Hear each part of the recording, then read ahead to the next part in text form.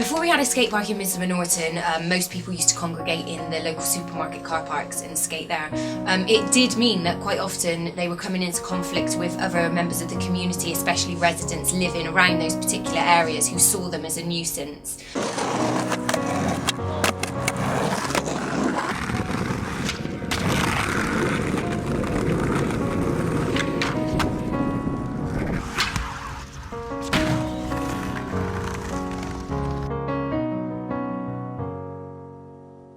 Very dull in many ways. There wasn't a lot for people to do, especially for the young generation. There just wasn't the kind of things to appeal to them particularly. I mean, there was every so often quite a few parks, little mini ramps and metal things, and then Norton was the only place that really wanted a nice park, and they were just fed up with all the crap.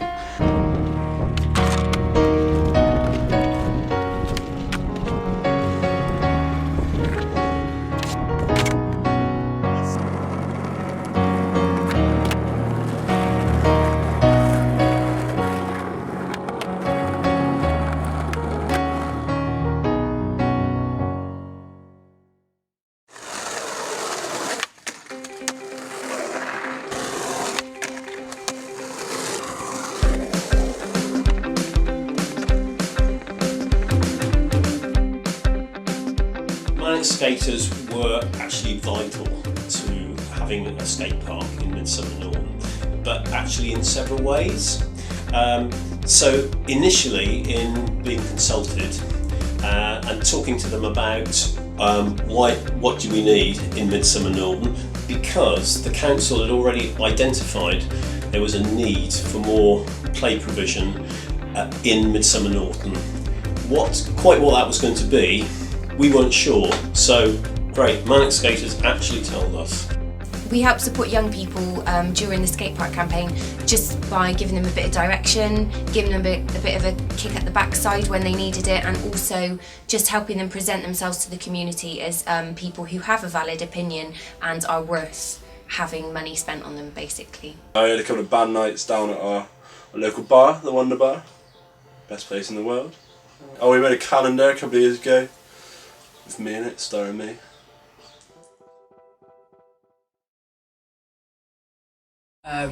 Midsummer Norton, ever since it was built, I just skating so much more. Just met loads of people. My best friends were all from Norton, so yeah, it's brilliant. It's the best facility in the world. There's nowhere around in the area. It's just an unbelievable feeling that we had this thing on our doorstep that we could just go around and just everything there you wanted.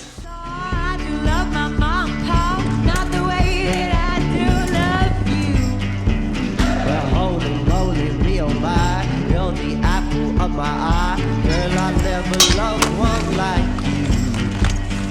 Man, oh man, you're my best friend. I scream it too. There's nothing there ain't nothing that I need. Oh, hot and heavy pumpkin pie, chocolate candy, Jesus Christ. Ain't nothing please me more.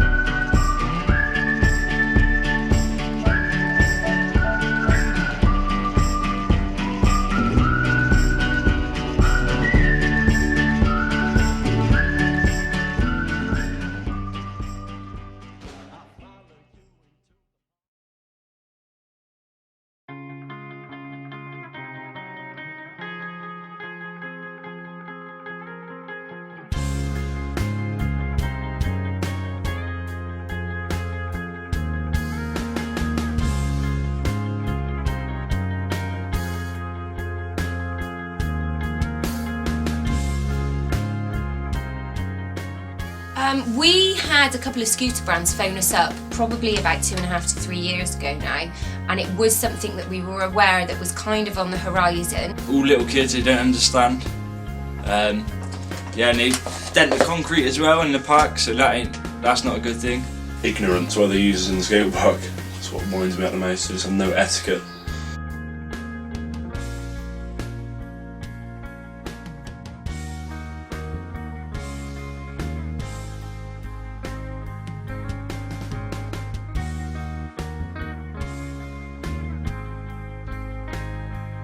You know, you fight so hard to get a skate park, you put a lot of effort in, and then all of a sudden you can't even ride it because there's 150 8 to 12-year-olds in front of you on scooters. But like, it's all the time. They seem to think that it's just the skate park's a babysitter. They just drop them off and then just let them sit there for the whole day. So it's just stupid. Initially, it really is fair to say that there's a lot of use from families and people of all ages.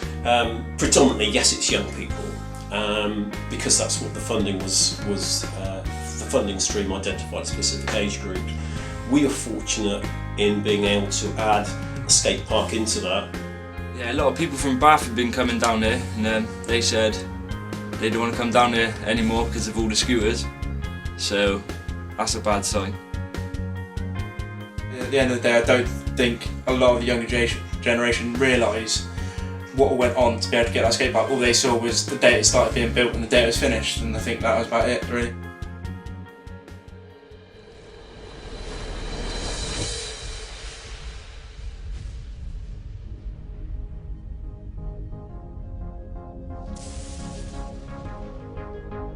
I'm the mechanic of Midsummer BMX. I sort of sort out the scooters and the BMXs and everything we deal with, really. The BMX sort of slowed down a lot, and the scooters, with the skate park, all the kids coming in for the scooters more than the BMX. I think it's more their friends, and they just kind of follow what their friends do, and they enjoy it more than BMX.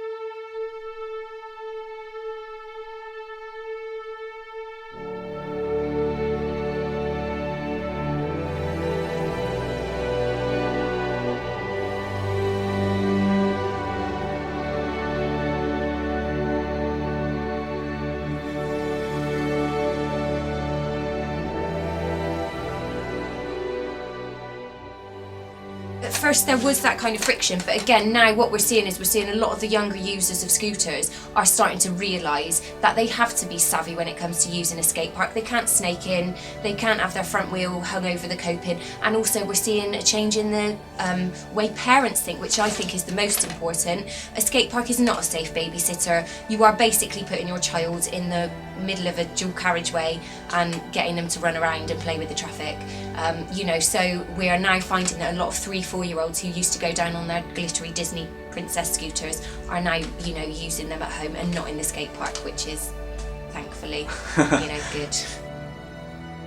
I think there'll be a generation gap where those that are scooter at the moment will start doing other things, and those coming up to that kind of age won't do it. I think that's where we need to start hitting with trying to change people to start skateboarding, etc. Try and get rid of this, because as many skateboarders know, there's a lot more discipline between skateboarders, BMX, etc. than the sheer number of scooters. I know it's mainly down to experience, etc., but I don't think it's the same. With the amount of kids that are down there, it's vital that they wear their helmets and their pads and whatever their parents choose for them to wear, really. I know a lot of older people who will try and get a day off work to come down during school days, so they have the whole place to ride themselves without children being in the way. In a wider sense, just looking at where the skate park sits geographically, It's a fantastic location. We've got a leisure centre at one side, we've got an adventure play park at the other. And let's not forget that the whole bid for the park was very much about it being an adventure play park, so that's family and children's space. At the other side, we've got a skate park and we've got a community centre. And I think the future is going to be very much about all those people working together and helping shape the future of the park.